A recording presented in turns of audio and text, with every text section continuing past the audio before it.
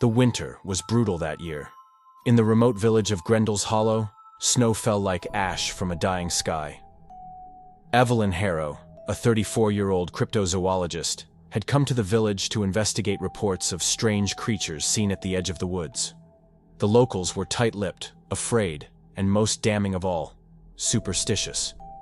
They spoke of the knocking ones, pale figures who stood at your door, unmoving. Never spoke. Never broke the line between porch and home. But if you let them in, you never came back out. They say they only knock when it snows. Evelyn scoffed at the idea. Until one night, around 2:13 a.m., her cabin door knocked. Once, twice, 3 times.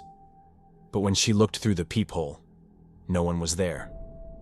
The next day, Evelyn questioned the villagers again. One old man, Father Wren, pulled her aside and warned, "You'll be tempted to let them in. They'll make you hear things, loved ones, memories, but they are not your thoughts. They are theirs." He showed her his arm. A burned sigil, an ancient rune that keeps them out. That night, Evelyn stayed awake with a recorder running. At 2:13 a.m. again, the knocking returned, louder this time. And this time, a voice followed. "Eve, it's me, Dad. I'm cold. Please, let me in." Her father had died in a car accident 12 years ago. The knocking didn't stop for hours. Evelyn lasted 3 nights. The voices grew more personal, more manipulative. Her ex-lover, her childhood pet, her own voice, pleading from outside. On the 4th night, she snapped. She opened the door. Nothing stood there, only fresh snow on the porch. But when she turned around, her reflection didn't follow. A second Evelyn now stood inside the cabin, pale, smiling, wrong. She lunged. Evelyn ran into the woods barefoot in the snow. Behind her, the cabin light flicked off, and then, the knocking began again. On every door in the village. Villagers began disappearing. Doors smashed in, houses empty. But each time, only one thing remained. Blood-stained messages scrawled across walls. "You let them in." Evelyn, now half-starved and paranoid, discovers Father Wren's body. His eyes plucked out, his mouth sewn shut. Next to him, a journal.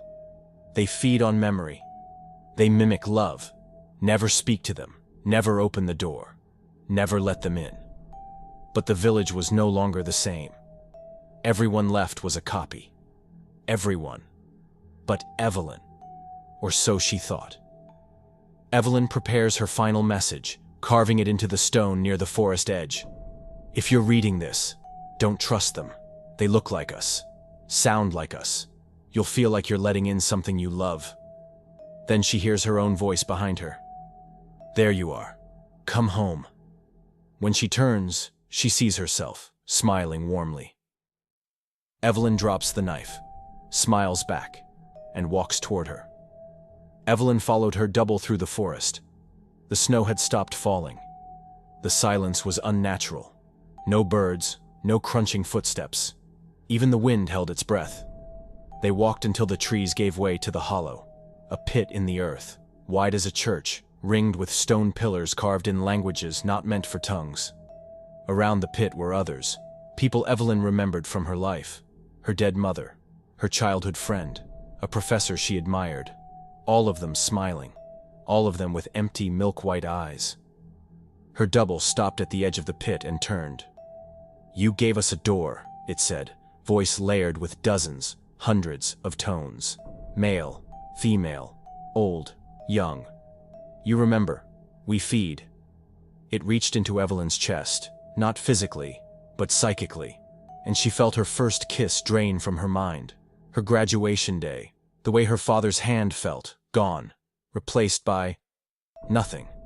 Just a space, a blankness, cold. She screamed, but no one answered.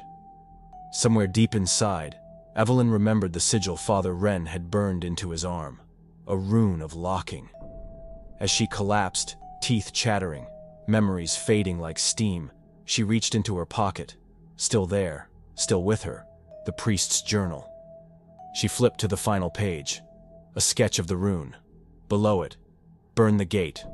Close the eye. Memory is the door. Evelyn carved the rune into her arm with a piece of bone. It burned. Her double howled. The world fractured. The hollow began collapsing inward, pulling the false ones screaming into the dark, their illusions melting, revealing spindly, inhuman forms beneath. Evelyn screamed in pain and memory. But this time, it was her own. She woke up in the snow. Alone. Or so it seemed. Grendel's hollow was gone. The cabins reduced to timber and ash. But the snow still fell. The wind still whispered. She returned to the site of her cabin. Only blackened earth remained. As night fell, she made a fire and etched the sigil into the surrounding rocks. And then, at 2:13 a.m., the knocking returned. But this time, from inside her tent. Not the door, not the trees. From inside. A whisper tickled her ear. You remembered us, so we remembered you. Authorities found no trace of Evelyn Harrow. But travelers in the region report strange figures seen in reflections. People who look familiar, until they smile, and their teeth are wrong. An audio recording was recovered from her campsite. Static fills most of it. But at the end, a voice, her voice, says, "It's not just the knocking anymore. They found another way in. Through us. Never let them in, even when they're already inside." The recovered audio ends, but the screen doesn't. It stays black. Then faintly, static begins again. A timestamp appears. Live feed, 2:13 a.m. A grainy camera inside a modern suburban house. Not the forest, not the cabin. Somewhere. Ordinary. A child's bedroom. A little girl sleeps soundly. Then, 3 soft knocks. She stirs. The closet door opens a crack. The girl blinks awake. Sits up. "Daddy?" she whispers. No reply. She slowly climbs out of bed. Walks toward the closet. In the shadows, we see a figure. Tall. Smiling. Its face shifts. It looks like her father. Then her mother. Then Evelyn Harrow. Then you. The screen glitches violently. A mirrored version of the viewer flashes on screen for a single frame. A corrupted, distorted face. Your face, with milky eyes and a smile far too wide. Then, one final whisper, barely audible. "You're watching this, which means you already let us in."